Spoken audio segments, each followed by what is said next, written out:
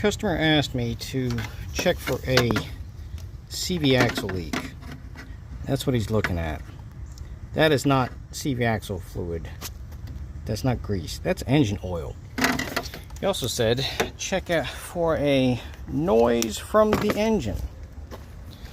So this is what kind of noise we hear.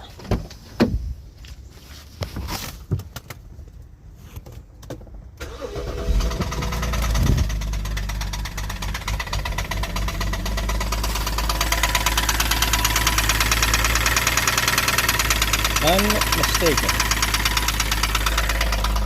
That sir is rod knock. That sir is not what happens when the oil has not been changed in a while. Yep, gonna need a new motor for that one.